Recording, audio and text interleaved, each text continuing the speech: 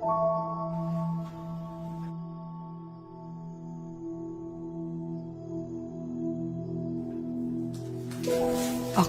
ang pilit pinatatahimik, sinusupil, ginigipit. Ngunit bali-baliktarin man ako, palitan ng anyo, ibaon, itago. Hindi ako maglalaho. Hindi ako tatahimik.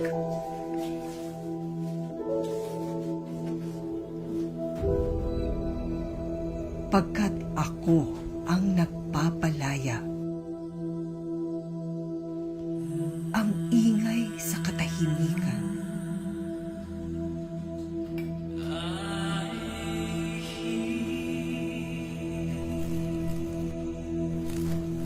Ang liwanag sa kadiliman. Ako ang katotohanan.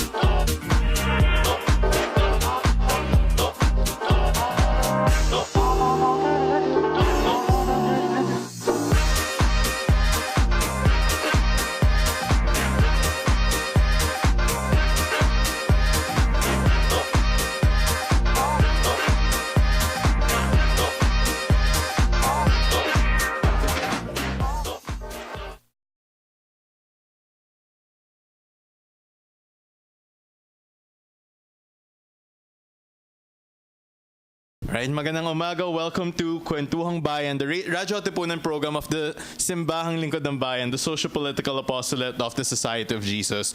Patuloy kaming naniniwala na posible ang isang mas mabuti at mas magandang lipunan at pwede itong simulan sa isang kwentuhan. At kasama natin sa umagang ito si Mia from GenPeace. So pag-uusapan namin sa umagang ito ang mga issue ng kapayapaan, issue ng demokrasiya, but also what this all means for the youth. So that's what we'll be talking about today. So stay tuned. We are here from 11 to 12. Ayan. So magandang umaga, Mia. Welcome to Radyo Katipunan. Hello. Thank you, Manuel. Thank you for inviting GenPeace. Ayan. So si Mia ay bagong mukha dito sa Radyo Katipunan, bagong mukha sa aming Kuwentuhang Bayan. Nasama natin dating isa sa mga kasama niyang peace advocate din, si Soda, if you remember. So kasama din ni Mia sa trabaho niya. But maybe we can have a siguro fresh introduction sa'yo. Can you let our listeners know more about yourself? Pero sa context ng trabaho, like the work that you do, GenPeace, GCO, and whatever else you might want to share with our listeners. So, magandang araw sa inyong lahat. I'm Mia from GenPeace. Ako yung project officer ngayon. Well, GenPeace, it's a network of different youth organizations and individuals who mainly focus on peace building and also working towards a just and sustainable peace. So, yung network natin, it aims to provide a safe space for the youth to gather and talk about issues of peace and security that greatly affects our daily lives. Well, ang GenPeace, ang secretariat nito, yung Gaston Z. Ortigas Peace Institute, which is also based here in Ateneo. Well, ang GenPeace, nabuo siya because of Waging Peace Philippines. So, ito yung network ng mga elders na tinatawag natin sa peace work.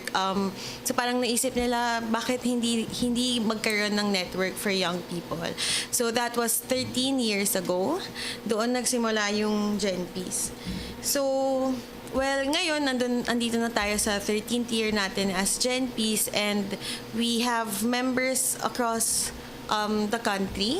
And also, we're trying to parang spark a new sense of leadership or a management in the network that we are being co-managed by the members themselves. Alright.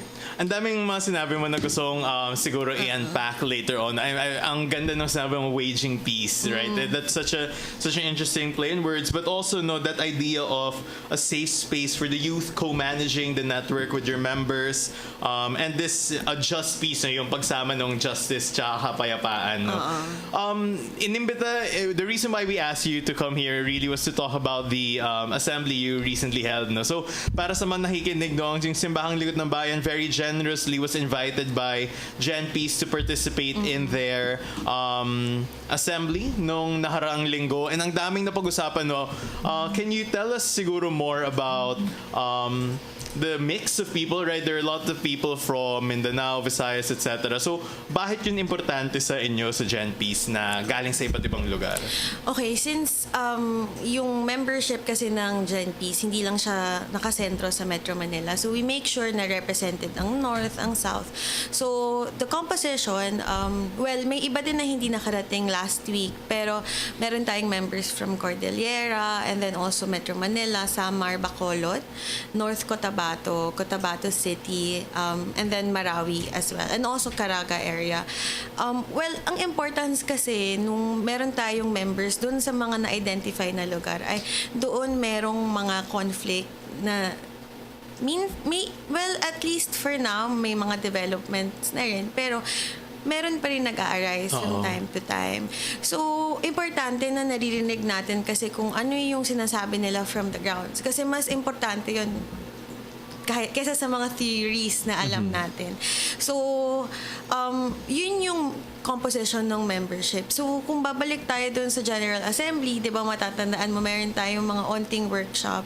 So, yun na rin yung way para makapagkwentuhan tayo, makapag-update. Ano bang issues yung kinakaharap natin ngayon as young people? That's interesting kasi di ba usually when people talk about peace, ang unang naiisip lagi Mindanao, right? There's that very prevalent image that the peace process refers to armed conflict primarily in Mindanao, primarily Muslim Mindanao areas. Pero sabi mo nga, there were members from Bacolod, from Samar, if I remember correctly, Bicol, who were also involved in this peace advocacy. Okay lang bang matanong, no? Can you help us try to understand kung bakit national issue or national concern ang peace, right? Why does it involve people from Manila, people from Naga, etc.? Why is it a concern for every Filipino? Well, kasi may mga issues din tayo na lumalabas doon sa mga communities na kapag nag-a-arise syempre yung violence, maraming situations na naapektuhan yung kabuhayan nila. And also for some young people, natitigil yung pag-aaral. So, yun yung issue nung andun sa areas. Pero at the same time, pwede tayong bumalik sa Metro Manila na saan ba nanggagaling yung mga decision making, ano yung mga polisiya, ano yung mga executive orders na naririnig natin ngayon, which is very connected to the peace and security issues that we have right now. So, ano ba yung impact nun sa daily lives natin? Malaki actually, kasi hindi lang naman yun yung issue ng may nagbabarilan, pero meron ding socio-economic factor doon sa conflict-affected areas, which also greatly affects yung development natin as a country.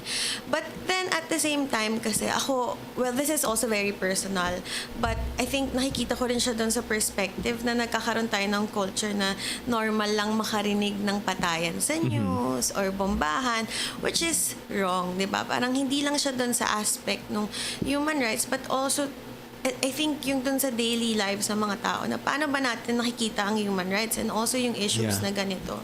So, medyo malalim siya and maraming factors din actually.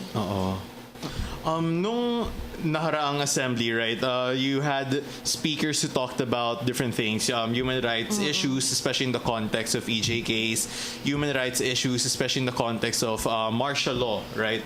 And then we talked about economic, social, cultural rights, particularly in the context ng inequality at kahirapan dito sa Pilipinas.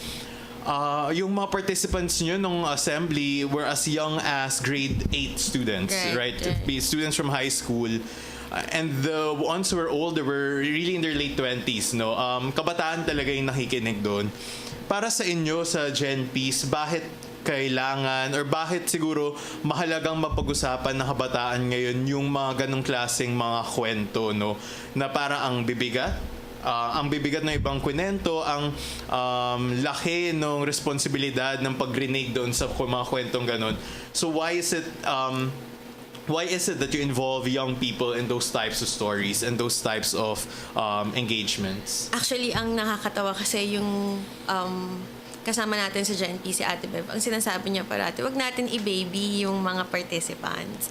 Wag natin masyadong i-shelter. Well, ito yung balikan natin yung mga grade 8 students, junior high, students sila ng yung dati nating lead convener, si Gerald Justacchio. Ang naging kwento nun, kung bakit natin sila in-invite, was that to expose them of the issues that we have as well right now. But then, ano ba yung importance, bakit kailangan ngayon na sila na-expose sa gantong mga bagay? Well, mainly because kailan pa? Yes. Diba? Parang kailan pa ba natin to pag-uusapan? And also, ako coming from experience, hindi ko to narinig nung mas bata pa ako. Nalaman ko na lang yung mga gantong story when I graduated from college. And parang ang laki ng factor in terms of learning kapag alam mo na, pag na-expose ka na sa mga gantong topics. And I think, issues din kasi nila to eh. If they don't understand the issues of young people around them, how can we trust, the people to be able to represent the youth in different decision-making processes. And ano na tayo, let's face it, yung mga estudyante dito sa Metro Manila will be able to represent those outside the area. So yes, it's also our duty to inform them of these issues. I'm curious, no? Kami sa Simbahang Lingkod ng Bayan, we also talk to young people about different political issues. And iba-iba yung nagiging siguro tugon, no? Or reactions even ng mga estudyante when listening to political issues, economic issues. Sa karanasan ninyo, when you talk to these young people about these types of stories, these narratives, no, really of violence, of oppression, ano yung napapansin yung siguro reaction ng mga bata? How do you engage with that? And then, what type of responses emerge from that very close companionship with the youth? I think yung unang ginagawa talaga natin is meron tayong exchanges within the group. I think yung grupo na meron kang estudyante as young as grade 8 based in NCR, tapos meron kang mga participants from Bicol, from Bacolod, from Mindanao to talk about the violence. Mm-hmm. That's one way to learn it. That's also how we expose them. That we kwentuhan tayo, exchanges lang din talaga. And also, I think itong proseso kasi na ginagawa natin is that we want to inform them of the realities on the grounds. But then at the same time, balikan natin yung mga medyo mas formal, yung mga polisiya, ano yung mga resolutions na meron na tayo. That is why also si Mr. Wilnor ng Amnesty International, binalikan niya rin yung mga resolution kasi I think that's also the best way for young people to learn is to match the, kung ano yung mga medyo mas mahirap na discussion with also the reality on the ground. But then, also ako, for me, mas mahirap pa rin na discussion yung mga realities from the different areas. Lalo yung pagtawid, no? I found na parang sa karanasan namin, ang hirap i-connect ng mga kwento ng mga tao, mga komunidad sa Mindanao with experiences of people here in Manila. It's so foreign to people from Manila. How do you begin... how can we even bridge that? No, your network was together for 4 days, if I'm not mistaken. how do you continue that bridging beyond the 4 days? Anong ginagawa ninyo as a network? Well, as a network, we have a local program. Ang tawag namin dito is Move for Democracy. So, meron, starting last year, meron tayong training na sinimulan. Andun yung mga members, dinaanan nila yung mga iba't ibang module ng GenPeace, which focuses on democracy and peace building, governance, and also human rights. So, syempre, na-equip na sila. So, we thought, kailangan ng local program. So, itong program na to, yung Move for Democracy, yung mga participants or yung members ng GenPeace will be able to implement activities from the grounds. So, yun muna yung una. But, ito yung way para patuloy natin mapag-usapan ano ba yung mga issues, ano yung mga kinakaharap natin sa community. Pero yung question na paano ba natin binibridge yung discussion to people in NCR, well, honestly, mas okay din naman na yung mga bata dito sa Metro Manila, mahilig sila makinig eh. And they're also very curious. And you have to spark that curiosity. Yes. But also strike a balance. Diba? Na parang we don't want them to hate the government kasi at the end of the day, sila pa rin naman yung tutulong sa atin or sila rin yung pwede nating balikan or singilin sa mga nangyayari. And then also, still connect them to the realities from the grounds. I think yung isang issue, or hindi naman issue, pero parang ang isang focus din is for us to be able to understand yung parang sistema or paano ba mag-react yung government sa ganitong issues. Ano ba yung mga existing na programa ng gobyerno na pwede natin, kung saan natin sila pwede i-engage. We need to be constructive eh. Hindi pwede na parang we should spark yung galit somewhere, but also we have to spark yung idea na we have to work together. Oo. Ang ganda ng sinabi mo na that the youth, especially when you encounter them, are curious. Gusto makinig. Kasi may, even until today, there's still that image na yung kabataan apathetic, walang pakialam, sarili lang pinag-isipan, which you and I know no, na hindi naman totoo. Oo. When you do encounter these kids, sorry, I say kids as if hindi tayo partner, pero pag nag-uusap-usap tayo, mga kabataan about different issues, pero may ganong klaseng pagtingin sa atin, yung mga nakatatandang nasa kapangyarihan, no? The people who can make significant decisions, people who can make significant changes or obstacles even to whatever we want to do. Paano yun pwedeng siguro, paano yun bumabangga against each other from your experiences, no? You have programs that are run by the youth, organized, conceptualized, executed, pero the reality is we have to engage in a world where the older people have a hold on so much power. Paano kayo dun gumagalaw? I think that's also andun yung focus natin sa youth-to-youth engagement. Na parang nabanggit mo rin to before. Pero parang ito yung focus natin ngayon. That's also why we have local programs. But then also, kung ganun mag-isip yung mga nakatatandaw, then you look for other people na hindi ganun mag-isip. Kasi hindi naman parang kung yun yung iniisip nila, mahirap naman na ipilit yung sarili. But then also, doon sa yung topic na yun, gusto kong dalhin yung conversation to yung bagong resolution. Well, actually, 2015, pero it's a UN Security Council resolution called 2250. So basically, ang focus nito ay youth, peace, and security, which encourages the government to allow young people to participate in decision-making processes, be able to identify issues themselves, and also find ways na youth-led ang perspective. So, well, totoo, especially in the Philippines, marami pa ring yung utak ay youth lang yan. Ang nakakatawa pa, di ba, parang youth and sports, basketball, pageants. Pero hindi nakikita pa ng mga iba nating leaders na iba yung ideas ngayon ng mga kabataan. Grabe mag-innovate. Yes. Di ba? Also, when we talk about collaboration, ang galing ng youth ngayon when it Mas comes... open, right? Exactly. Mas open sila magtulungan. And I think the word is much more inclusive. Yes. Di ba? Parang they see the idea na ay may ibang mga grupo ganito, and also mas sensitive sila sa mga issues. So, well, for now, meron pa rin mga challenges when it comes to para paano ba natin maihaharap yung mga kabataan, or how do we bring them to the table. But then at the same time, marami ring ibang alternatives on how to engage the youth and also to sustain kung ano yung mga ginagawa. And I guess that's also yung youth-to-youth engagement. Yung youth engagement, like ang dami niyang beses na lumitaw nung naging assembly. I remember one of your activities where you're trying to draw out ideas, or parang strategies for engagement towards democracy. Parang lagi yung lumalabas sa youth-led, youth conceptualized, youth yung magtuturo or magkakausap sa kabataan. Ano yung nadadalang iba siguro sa naging karanasan ninyo, no? Parang what difference does that actually make? Well, I guess, yung nakikita din namin ngayon was, we can see how empowered young people are now.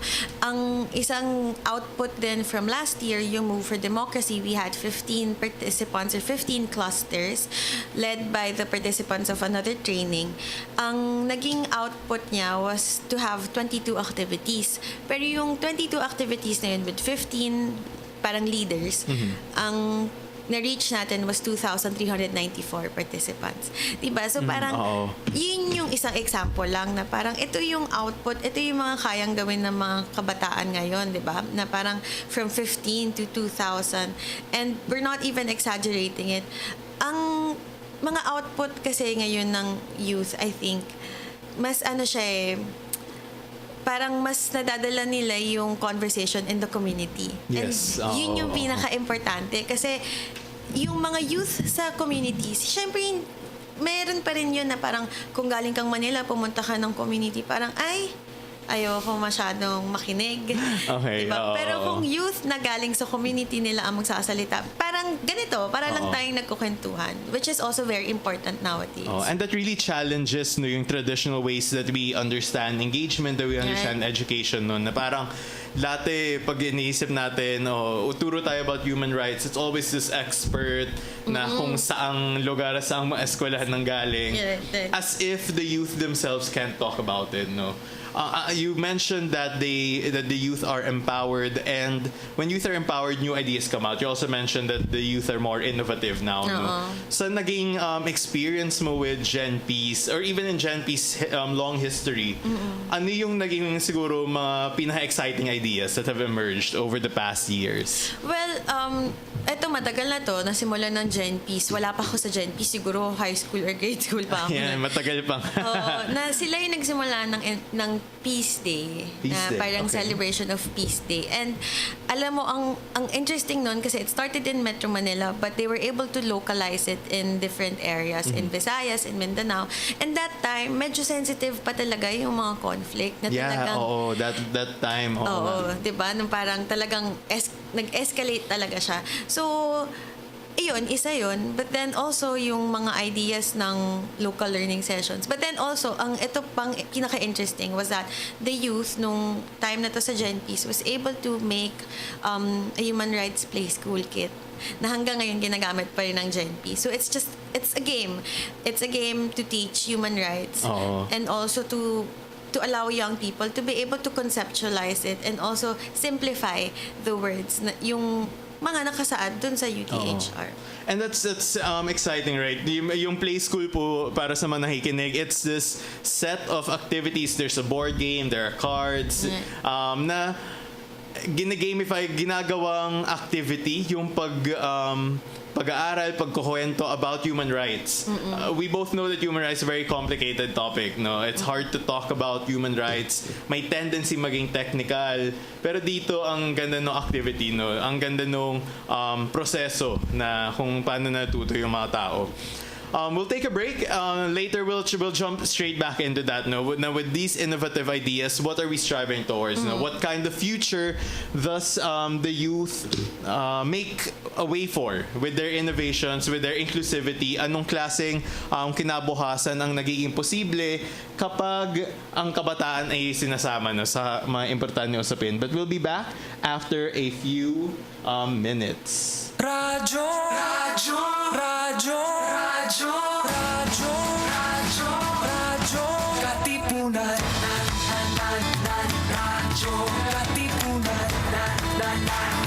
Radyo Katipunan.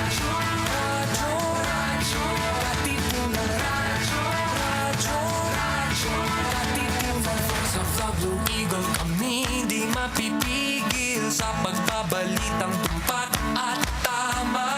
Buhay at tenista sa loob sa labas ng eskwela, ating ibibida lahat ng kwela. Radyo, radyo, radyo, Katipunan. Radyo, radyo, radyo, Katipunan. Radyo, radyo, Katipunan. Kawal ni Ignacio, Katipunero sugod, todo sa kayon, tulong at tulog. Lipat na Blue Eagle, kaning giting nagigil. Blue and white, one big fight.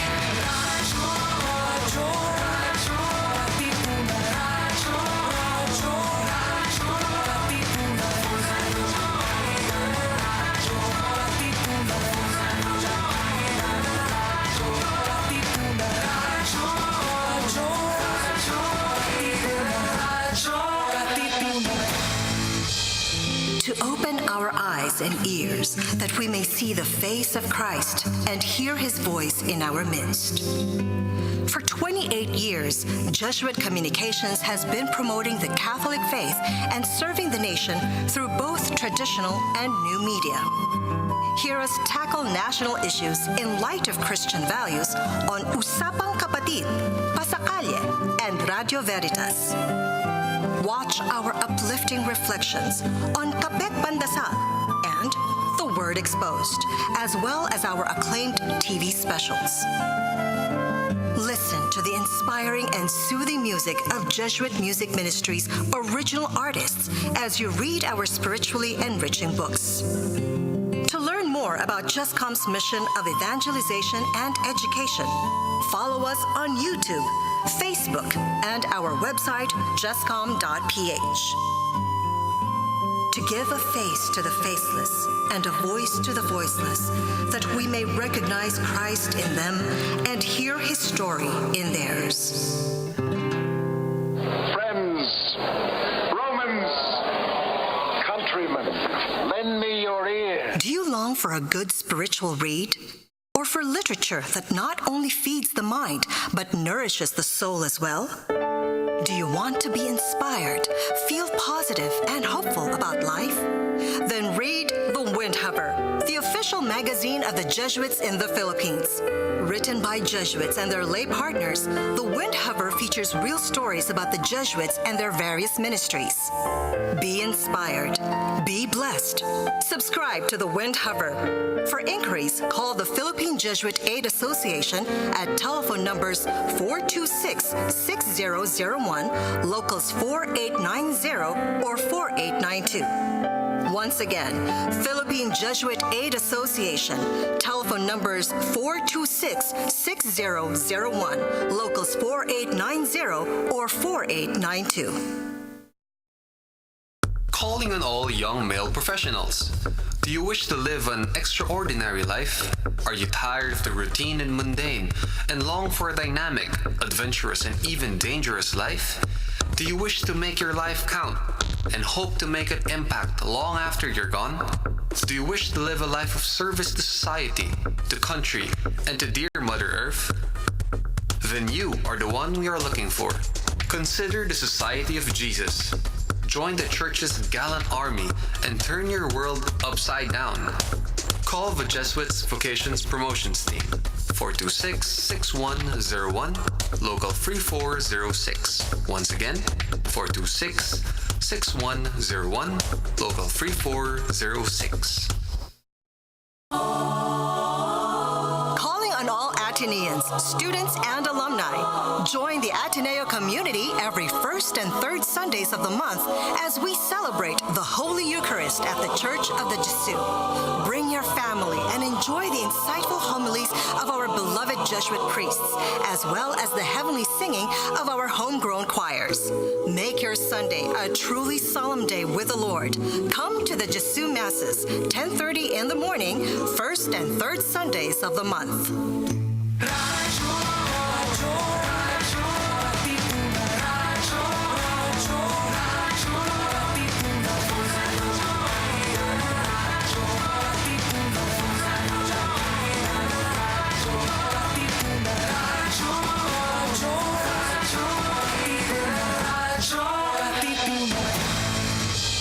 Good morning. Welcome back to Kuwentuhang Bayan, the socio-political. This is the radio program of the Simbahang Lingkod ng Bayan, the socio-political apostolate of the Society of Jesus here in the Philippines. No? At kasama ko ulit si Mia from the GenPeace network, who has been talking to us about the work that their network does.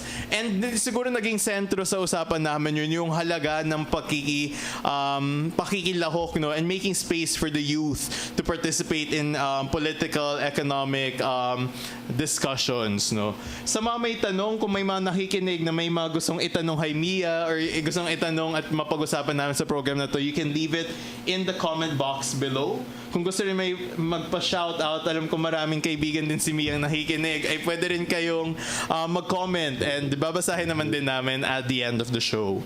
We ended kanina prior to the break when we started talking about yung halaga, no, ng youth leading their own movements, youth leading their own projects for the youth. At during the break, syempre, nagkwentuhan na rin kami about it. Like, the importance of youth teaching their own communities about certain topics. No? May parang fixation minsan na mga experts lagi yung pinapadala sa sobrang layong mga lugar to talk about things na kaya naman ding pag-usapan ng kabataan na yun. No? Ikaw, Mia, what do you think about that? What are your thoughts on that, on the youth themselves, taking leadership, taking ownership, rather, of the learnings and spaces in their own community? I think pag pinag-usapan natin yung youth peace and security, ang lagi kong sinasabi, walang mas may alam ng issues ng kabataan ngayon kung hindi yung kabataan.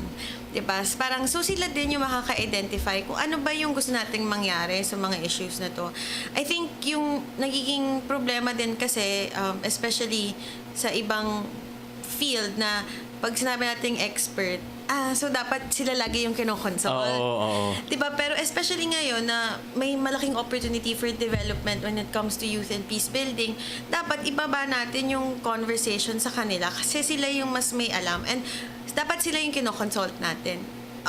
I think siguro yung kung may nakikinig from anyone from the government, if you want to talk about the youth, go to the youth, and if you want youth to be represented, kabataan ang itap nyo. Oo, ang hirap na to get to build an understanding about the youth, talking about experts who study the youth but do not live as the youth, or even ang ganda rin sinabi mo na laging may expert, no, to an extent kailangan siya pag sobrang technical nung pinag-uusapan, but when it's things like human rights, mga karapatan natin, justice and injustice, no, alam na alam yan ng mga kabataan.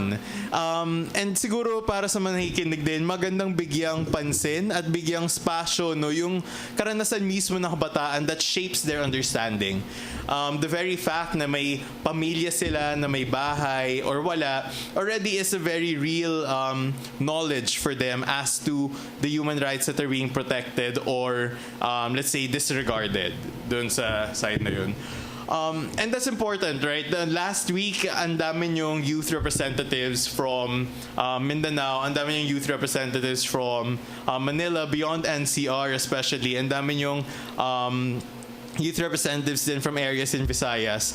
When they did come together, and I know there were spaces na nag-uusap-usap yung iba't ibang mga reps nung assembly ninyo, ano yung parang magandang napansin mo bilang organizer when youth engages with a young leader from another place? I think, una, syempre yung exchanges ng issues na kinakaharap nila ngayon. But also, they talk about the ways to be able to implement activities. Kasi karamihan sa kanila, meron pang pending na activities dun sa Move for Democracy. So, nagkakaroon sila ng idea, sino ba yung pwede natin i-engage? Paano ba natin pwedeng lakihan yung reach? And yun yung mga conversations na napag-uusapan nila. And also, I think yung less formal kasi ng way of talking about the issues that we have. Mas healthy siya, di ba? Parang mas lumalabas yung mga issues natin.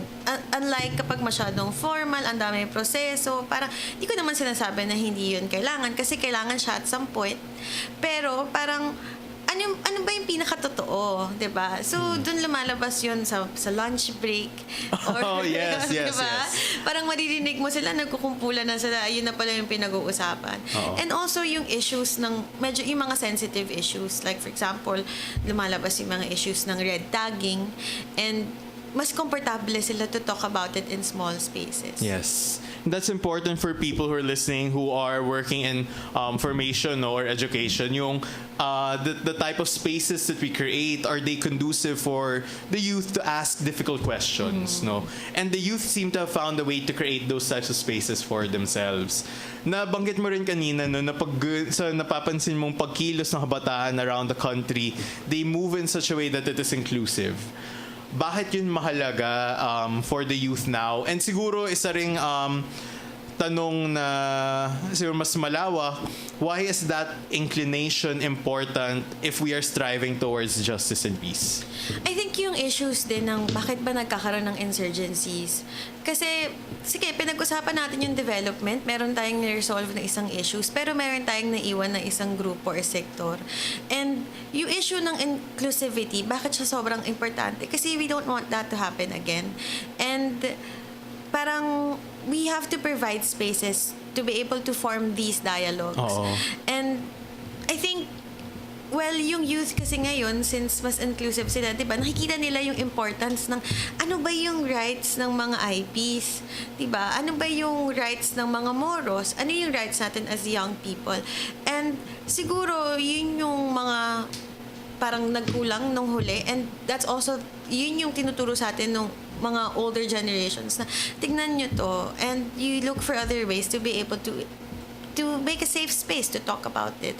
And I think yun yung isang parang pinaka-focus talaga ng inclusivity, especially when you're working on peace and development. Parang you have to be inclusive to be able to protect everyone's rights. Oo. You mentioned dialogue, right? And napaisip din ako, no, na when the youth are in a safe space for real dialogue, hindi yung dialogue na parang consultation lang or dialogue na parang may template questions, but an actual dialogue, exchanging of stories, you're creating trust, you're creating a real relationship between people, no? And parang nagiging mas totoo at mas personal yung laban ng ibang tao pag may actual relationship ka with people. And in that space that GenPeace created, there were IP youth leaders, there were Moro youth leaders, there were youth leaders who were from other economic classes, other backgrounds. But you generated real relationships, no? Sa tingin mo, siyempre, muni-muni ka na lang yun, no, na parang these actual human relationships inform our politics and deepen the way that we move through the political.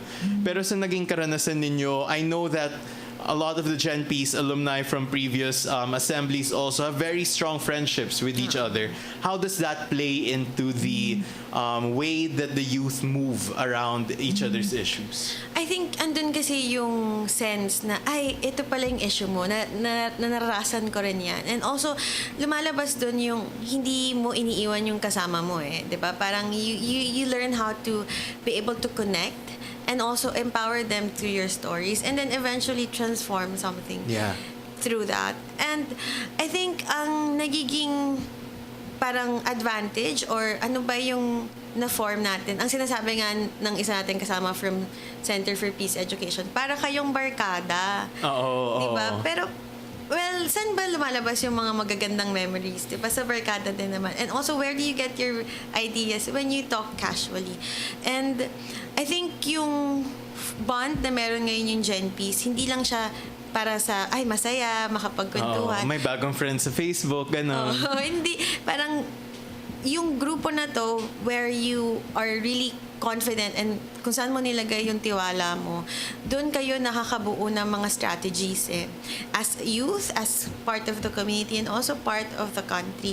And we need that eh. We need to be able to provide that space kasi yun yung kulang. Aminin na natin, nagkukulang tayo sa bansa natin para magbigay ng space for young people to be able to express themselves. And nakakatawa kasi yung lumalabas doon ng issue ng ageism. So, di ba? Parang youth lang kayo. Pero syempre, pag youth ang kausap mo, tapos sinabi mo yung issue mo, hindi niya yun sasabihin sa'yo. They will listen. Yes. And hindi na i-invalidate yung issues na dinadala mo. Oh. And ang interesting sa akin nung idea for barkada na I think it's precisely kasi barkada nga sila na kaya nilang magsabi nga ng totoong nilang nararamdaman, totoong nilang iniisip about different issues, but also that it is in that space of trust that they know na someone will help them. They know na kung magsabi ako na ang hinaing ko about a certain issue, may tutugon, may sasalo sa akin at may tutulong, no? And you're creating that space across these youth leaders, but if I'm not mistaken, you're also creating that type of network of relationships beyond the people who participate lang, di ba? Sa ganitong pagkilos ng kabataan na inklusibo, na pinapakinggan at nakikinig sa isa't isa, what possibilities emerge from that, right? If we're striving towards a better future very vaguely, when we see that the movements like this are possible, what does that future start to look like? I think, kasi diba, pag tinignan mo yung mapa natin, parang, ay, watak-watak. An archipelago. Exactly. Ayan. And for the longest time, parang ang hirap makarelate sa issues coming from Mindanao, from Visayas. But if you have a group of people like this who are so willing to be able to share their experiences and also make people understand ano ba yung issue namin, ano ba yung reality, parang it gives us a sense of hindi lang compassion, but you know, it gives us a sense na ay isa lang talaga tayong bansa, na yung issue nila sa Bangsamoro is not just their issue, at ang issue ng mga kabataan na IP, hindi lang sila ang may issue, and which greatly connects everything else, di ba? Yung mga issues ng development aggression. Yes, oo. Na minsan, unconsciously, especially for those in Metro Manila, na hindi mo alam na yun na pala yung ginagawa mo. And how, parang how are we supposed to explain that? But Yep. through simplifying and also just sharing stories. Like yung, for example, di ba, yung mga issues sa Cordillera na akala natin, ay, ang ganda ng ang dami ng buildings. But hindi mo alam kung ano yung pinagdaanan para magkaroon ng building doon. At ano yung, parang, ano yung sugat na iniwan Yes. mo? Ang ganda nung image na yun. Ano yung sugat na iniwan ng development aggression na yun. And I think sa isang na dahil friends nga sila, ay napakatotoo, right? You can read kasi nakausap ko kasi yung ibang participants doon, and alam nilang may mga napapatay sa Manila, right? Alam nila na may mga binabaril na may hirap dahil sa war on drugs, but when we were sharing, it was only when they met people who had actually known some of the people affected that this all became real. No, and ang ganun sinabi mo no, na oo, issue nga siya sa Bangsamoro, issue nga sa Cordillera, pero dahil kilala ko yung nakaranas ng issue na yun, tutugon din ako, no? I think pwedeng balikan yung day one na andun si Wilnor Papa na yung issue ng EJ case. Oo. Diba? Parang, kasi dito sa Metro Manila, ginagawa pa nating joke yung tukhang. Yes, oo. But if you hear the urgency and also yung gravity na nung nangyayari, hindi mo na siya majo-joke eh. Kasi you already have 40,000 people dead. Yes. And hindi na yun biro. And also, why are we so complacent? And why are we so, parang, ay, tukhang to, papatukhang kita. Diba, parang, yung mga ganitong bagay. And also, ako, natutunan ko lang yun dito din sa network na parang, you have to be sensitive also. And also understand the issues that you face. And also, I think, pag naintindihan mo na yung issues na EJK, which is closer to us kasi andito sa Metro Manila, pag narinig mo yung issues sa baba na talagang pinapatay lang, Yeah. or ay nabaril ko, parang ang framing pa ay nabaril, sorry.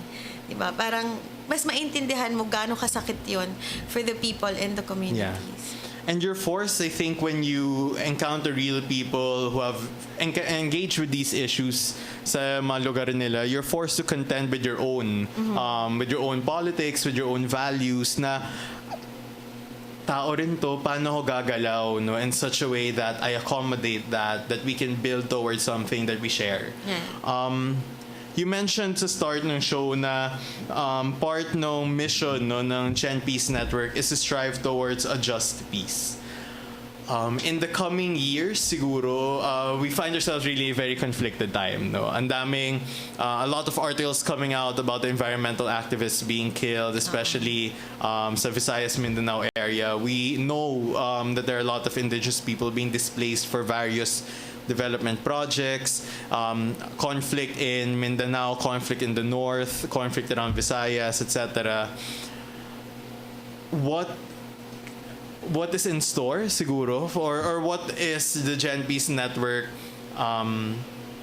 willing to share, you know, with the rest of the Philippines in terms of your projects, in terms of your endeavors towards this idea of a just peace? I think siguro simulan natin dun sa basic, 'di ba? We offer trainings to be able to explain ano ba yung human rights, ano ba ang democracy, ano ba yung good governance sa pinag-uusapan natin. We go through that and also understand the complexities of it. But also I think siguro within the network ng GenPeace and also as part of Beijing Peace, magandang tignan yung malaking factor ng transitional justice. Yes. Well, ito, natutunan natin to sa Bangsamoro kasi kasama to sa Comprehensive Agreement on the Bangsamoro. Pero pag tinignan mo yung value ng transitional justice, and kasi hindi na natin i-undo yung mga nangyari. Nangyari na to, may napatay na. But how do we deal with that and also walk towards the future na hindi mo kinalimutan yung mga ganong storya. So I guess that's one. And also, hindi kasi siya as GenPeace lang, but I guess that is also the value of having peace organizations or peace networks in the development work. Kasi it gives you the lens na it's not just providing programs, it's not just providing a livelihood for these people, but to be able to deliver that justice, di ba? Na gusto din naman talaga nilang maramdaman. How can people get in touch with you? Kung gusto nilang, if they want to avail of the human rights training, if they want to if they want to participate in discussions or learn more about transitional justice and reconciliation, where can they find the GenPeace network? How can they reach out to you? Alright, so siguro ang unang dyan ay ano ba yung mga topics? Kasi siguro kung hindi cover ng GenPeace, we can also direct them to other networks or organizations. But for them to be able to reach us, i-search na lang sa Facebook, Generation Peace Youth Network. You'll find us there. And we're active naman when you message us dun sa Facebook page. And then also, you can send us an email. Medyo mahaba yung email namin. So it's generationpeacenetwork@gmail.com. So yun, I guess ang isang okay din na pwede nating magawa, hindi lang kami ang tumututok sa peace and human rights and also democracy, marami. So we can help you. Kung hindi kami, merong iba na pwedeng tumulong sa atin. And that's I think that's also the good thing about having a network. Hindi mo naman kailangan sarilihin lahat ng trabaho. Maraming pwedeng tumulong at willing tumulong. May upcoming projects ba kayo or upcoming events na gusto nyong imbitahin yung ating mga tagapakinig? Well, honestly kasi ngayon, medyo members ang nagiging focus ng network. But we do have yung implementation ng Move for Democracy. And siguro just look out sa mga pages ng, if for example you're sa Metro Manila, you're coming from Ateneo or Miriam, ang Katipunan cluster will have local learning sessions and also school tours. So just watch out for it. Ang partner natin dito ay yung Center for Peace Education and also yung natin yung kasama sa SLB. Yes. Si Carlo Abadines. So baka kung kakilala nyo sila or if you wanna look out for it, you go to Center for Peace Education na page and I'm sure i-update nila yan. Sige, last question since patapos na rin ang oras natin dito sa show na to. Sa Simbahang Lingkod ng Bayan kasi we insist on Kuwentuhang Bayan kasi naniniwala kami na essential yung kwentuhan, right? Essential yung pakikinig, pakikwento if we are able to imagine a future that is better, that is kinder, that's more just. Para sa'yo, like this is personal question na to, Mia. What kind of future do you imagine? No? What kind of future are you hoping for? And in the work that you do, are you acting towards?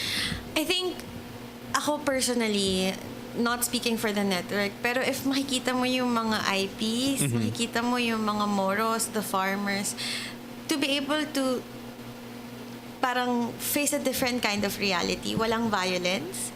Hindi sila napipilitang gawin yung mga bagay just because ito yung kinakarap nila or dahil merong mga baril na nakatapat sa kanila. Yun. At least yun lang muna. But then, also, pag tinignan natin, if young people are able to receive good education, kasi hindi na conflict affected ang area nila. That's one thing. But then also, lastly, I think what I'm just really hoping for is that for the Filipinos to be able to contextualize also the different issues that we face and also see it in a different perspective. Diba? Na hindi lang importante yung trabaho. Importante din ano yung naging source para magkaroon ng ganitong trabaho. So we learn how to be sensitive about the different aspects of our daily lives. So, yun. So, at least for me personally, yun yung nakikita natin. Okay. And after sharing that, may ano yung paanyaya or invitation mo sa mga nakikinig so that they can share in that vision of the future also? I think first is that you have to listen talaga. You have to listen to the issues. I know sometimes it's hard Parang, ano mo yung mga sinasabi nila na comprehensive agreement? Ano yung mga yan? Diba? Parang, it's hard. But if you listen and if you have questions, you have to ask. And you have to ask the right people. You also have to be critical. Kanino ka ba nakikipag-engage? Diba? Parang, nakakatulong ba to? Constructive ba yung sinasabi niyo? Or are we being led into something hindi okay? So yun. But I guess the first thing, especially for people in Metro Manila, is that you have to listen. And please, wag niyong i-invalidate yung mga nagiging issues nila sa ground. And I think sometimes kasi, before I got into GenPeace, meron din akong idea na, kasi naman kasalanan din nila yan.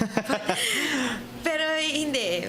When you hear their stories, when you see the reality, hindi nila kasalanan lang yun. Ayun naman, a personal conversion story. That's true. Ayun, character development pala. Pero tama, ang ganda din ng sinabi ni Mia na makinig, no? Makinig hindi lamang para masabing nakinig ka, pero makinig with the openness that you are moved, that you are asked to change, and the openness that you are able to share, no? Yung iniisip nyong dapat mangyari sa kinabukasan natin with other people who come from very different spaces. Yeah. Ay maraming salamat no sa lahat ng mga nakinig. May huli ka bang greetings, shout-outs, or follow-up na pahabol na messages? Wala naman, but yun lang, if you have any questions, gusto nyo makita ano ba yung trabaho na ginagawa ng GenPeace, we regularly update our Facebook page. So, andon, if gusto nyo makita ano ba yung Move for Democracy, ano yung mga naging topic, andun lang yun sa Facebook page namin. Ayan, so check them out on Generation Peace Youth Network on Facebook, or if sa email, Generation Peace Network at gmail.com. Yes. Ayan. Sa amin naman sa Simbahang Lingkod ng Bayan, iniimbita namin kayo sa dalawang event, no? We are partnering up with the Talab, yung Talakayang Alay sa Bayan ng Ateneo de Manila University, which are a series of alternative classes. At may dalawang class ang Simbahang Lingkod ng Bayan on October 8. From 12 to 2 p.m., we have Paving Peace, Healing Wounds, the Bangsamoro Autonomous Region in Muslim Mindanao. No? So pag-usapan natin dito yung transitional justice, paano ba mangyayari yung reconciliation across people who really have been pitted against each other over the past years. That's from 2 p.m. to 4 p.m. We have reconciliation and restorative justice in a time of violence. Dito pag-uusapan naman natin yung war on drugs, no, na matatapos yung administrasyon, let's say in 3 years, but the work of rebuilding a community extends beyond that. So how do students fit there? So sa mga Ateneo students na nakikinig, I invite you to sign up for those talks and to learn more from our mga pangmalakasan na speakers. No? Radyo Katipunan, the Kuwentuhang Bayan will be here every Friday from 11 to 12. Patuloy naming inaanyayahan kayong manalangin, manindigan at makialam sa iba't ibang mga isyong panlipunan. Thank you for joining us this morning and have a good Friday. The voice of Blue Eagle. Radyo Katipunan, 87.9.